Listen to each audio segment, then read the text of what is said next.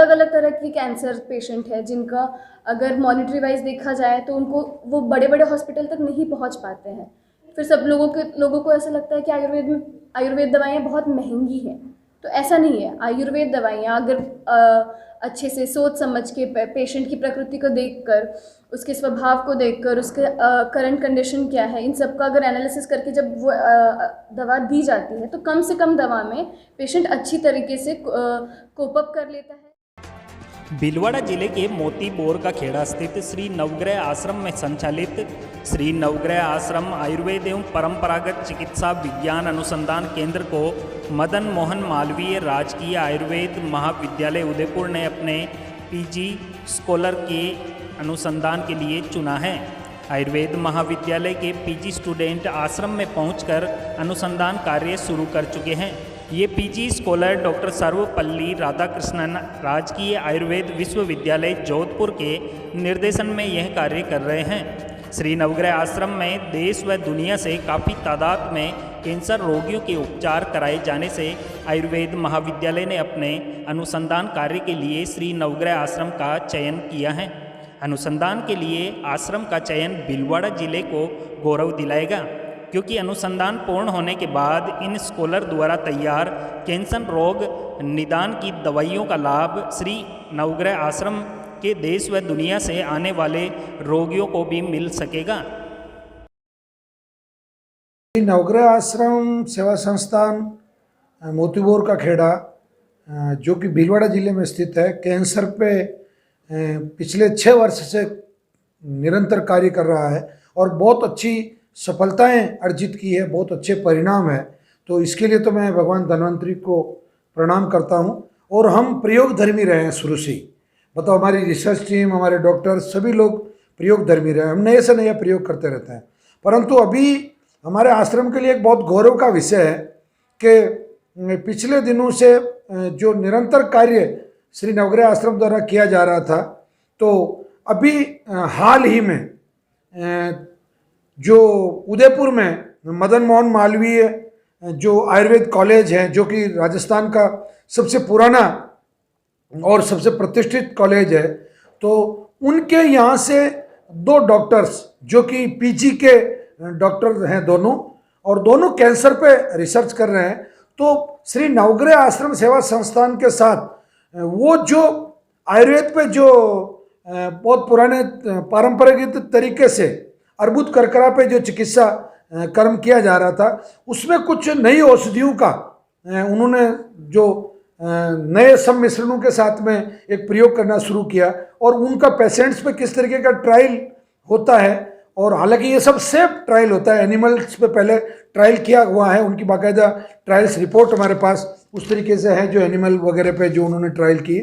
तो पहली जो डॉक्टर हैं डॉक्टर मिसेस दानुश्री जी हैं, जो कि बेसिकली जिनका जो रजिस्टर्ड नंबर है 174248, और वो पीजी कर रहे हैं। और वो उनके जो प्रोफेसर हैं ये अवधेश जी भट्ट, जो कि मतलब उसी कॉलेज में प्रोफेसर हैं और काफ़ी लंबे समय से वो, और ये जो ट्रायल है ये 60 पेशेंट पे की जा रही है। मतलब 30 पेशेंट को औषधि दी जाएगी और 30 को कंट्रोल, मतलब 30 ट्रीटेड होंगे, 30 कंट्रोल होंगे। और दूसरे जो डॉक्टर हैं वो हैं डॉक्टर भावना जी, ये भी उदयपुर मतलब मदन मोहन मालवीय कॉलेज आयुर्वेद कॉलेज से हैं। और ये प्रोफेसर कामनी जी है जो एचओडी है द्रव्य गुण विभाग की डिपार्टमेंट की, उनके अंडर में ये पीजी कर रहे हैं। पीजी 3rd ईयर के डॉक्टर हैं ये। और ये भी श्री नवग्रह आश्रम पर जो पारद और जो भस्में हैं, उन भस्मों पे ये चिकित्सा कर्म पे मतलब बाकायदा रिसर्च किया जा रहा है। श्री नवग्रह आश्रम के लिए ये बहुत गौरव की बात है। और भगवान धन्वंतरी की कृपा रही, परमात्मा की कृपा रही और आयुष मंत्रालय का इस प्रकार सहयोग मिलता रहा, तो वो दिन दूर नहीं है कि जिस दिन संपूर्ण विश्व में आज जितनी ख्याति श्री नवग्रह आश्रम की है, उससे 4 गुनी ख्याति होगी। सभी कैंसर रोगियों की सेवा में मैं हंसराज चौधरी पुनः प्रणाम करता हूँ। धन्यवाद, नमस्कार।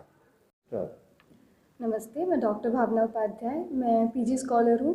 द्रव्य गुण विषय से मैं अभी फाइनल ईयर में हूँ और आयुर्वेद क्षेत्र में अभी सबने देखा है कि आयुर्वेद क्षेत्र किस तरह से सामने आ रहा है। कोरोना के समय बहुत लोगों ने अप्रोच किया है आयुर्वेद के लिए।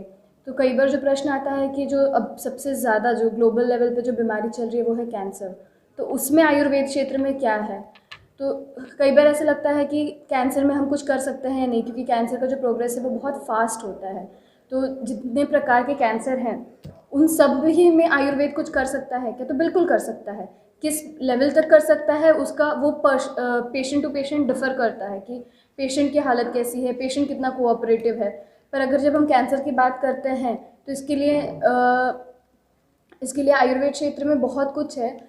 जैसे कि अब अगर आप देखना चाहें तो सबसे पहले ये कि कैंसर एक जीवन शैली में जो बदलाव हुआ है उसके कारण होने वाली बीमारी है। और बढ़ते ग्लोबलाइजेशन की वजह से जो सबसे ज़्यादा बदलाव आया है वो है रहन सहन खान पान में। तो इसकी यही एक मेन वजह है कि सबसे ज़्यादा कैंसर के पेशेंट्स इंडिया में भी बढ़ रहे हैं। और इंडिया में भी स्पेसिफिकली कहा जाए तो सिर्फ ये नहीं है कि सिर्फ वो अर्बन एरियाज़ में है, रूरल एरियाज़ में भी बहुत ज़्यादा और बहुत तादाद से बढ़ रहे हैं पेशेंट। इसका अगर हमें देखना चाहे तो हम लोग जब यहाँ पे हंसराज चौधरी जी का जो आश्रम है यहाँ पे जब हम आए हैं यहाँ पे देखेंगे तो बहुत सारे पेशेंट, इतने सारे पेशेंट कि अलग अलग तरह की कैंसर पेशेंट है जिनका अगर मॉनिटरी वाइज देखा जाए तो उनको वो बड़े बड़े हॉस्पिटल तक नहीं पहुँच पाते हैं। तो वहाँ पे उस समय फिर आप ये सोचें कि शायद ये बच ना पाए, ऐसा नहीं है।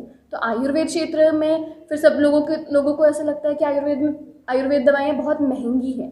तो ऐसा नहीं है। आयुर्वेद दवाइयाँ अगर अच्छे से सोच समझ के पेशेंट की प्रकृति को देखकर, उसके स्वभाव को देखकर, उसके करंट कंडीशन क्या है, इन सब का अगर एनालिसिस करके जब वो दवा दी जाती है तो कम से कम दवा में पेशेंट अच्छी तरीके से कोप अप कर लेता है। उसकी जो जीवन शैली में सुधार के साथ साथ जो कहा जाता है कि क्वालिटी ऑफ लाइफ जो सबसे ज़्यादा इम्पॉर्टेंट है एक कैंसर पेशेंट में, वो सुधरने लगता है।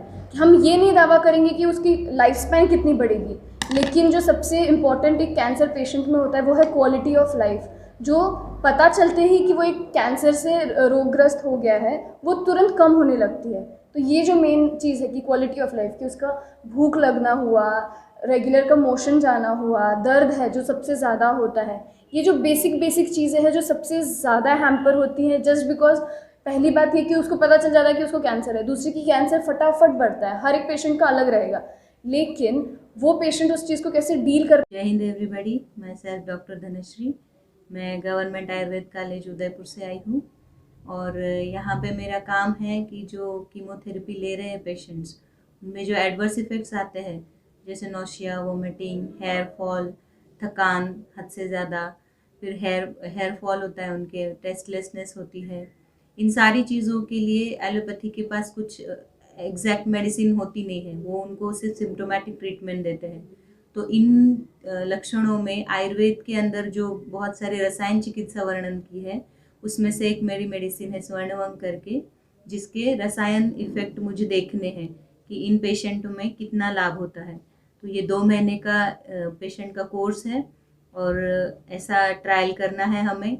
तो हंसराज जी को बहुत धन्यवाद दूंगी मैं कि उन्होंने ये हमें यहाँ पे ट्रायल करने की परमिशन दी और बहुत सारे पेशेंट्स देखने को मिल रहे हैं, बहुत सारे नया नॉलेज मिल रहा है यहाँ पे और बहुत ही सिस्टमैटिक तरीके से जो आयुर्वेद को आगे बढ़ाने की कोशिश कर रहे हैं हंसराज जी, वो बहुत ही काबिल तारीफ है। हमें उनसे बहुत कुछ सीखने को मिल रहा है और मैं चाहूँगी कि इसके आगे भी मैं नए प्रोजेक्ट्स के साथ हंसराज जी के साथ और नवग्रह आश्रम के साथ काम करती रहूँ।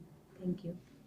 आयुर्वेद का जो वर्तमान में स्थिति है और कोरोना काल में जो लोगों का रुझान बढ़ा है, इसको मेंटेन रखने के लिए क्या कुछ किया जा सकता है?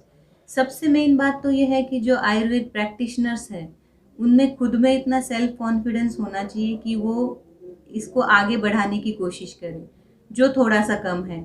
अपने पास सब कुछ है लेकिन कॉन्फिडेंस नहीं है। तो यही है कि ज़्यादा से ज़्यादा लोगों ने स्टार्ट करनी चाहिए आयुर्वेदिक प्रैक्टिस और इसको बहुत आगे लेके जाने की ज़रूरत है। एक बहुत सारे लोग संगठित होके जब इसको आगे बढ़ाएंगे, इक्के दुक्के का काम नहीं है ये, क्योंकि इसके लिए बहुत सारी चीज़ें चाहिए होती है, पेशेंट का विश्वास चाहिए होता है, अच्छी मेडिसिन्स अवेलेबल चाहिए होती है। तो ये सारी चीज़ें एक संगठना अगर किसी बड़े लेवल पे करती है तो ये निश्चित रूप से बहुत ही आगे जा सकता है और फिर से जो आयुर्वेद के दिन थे वो अपन प्राप्त कर सकते हैं। तो आयुर्वेद का उद्देश्य ही यही रहा है कि सबसे पहले जो स्वस्थ है उसके स्वास्थ्य की रक्षा करनी है, बाद में कोई अगर बीमार पड़ता है तो उसको चिकित्सा देनी है।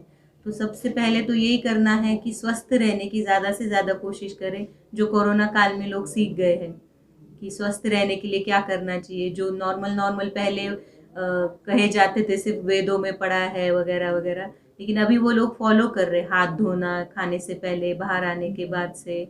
तो ये सारी चीज़ें अभी लोग कर रहे हैं फॉलो, लेकिन उसके लिए इतने बड़े पैंडेमिक की ज़रूरत नहीं थी। ये अपन बचपन से फॉलो करते आ रहे हैं और अभी बस इसको एक बड़े लेवल पे लेके जाने की ज़रूरत है। हमें हमारे बच्चों को बचपन से ही सिखाना चाहिए ये चीज़ें। तो अगर ऐसा सब करते हैं थोड़ा थोड़ा फॉलो करके तो निश्चित रूप से बहुत ही आगे हम जा सकते हैं इस चीज़ में।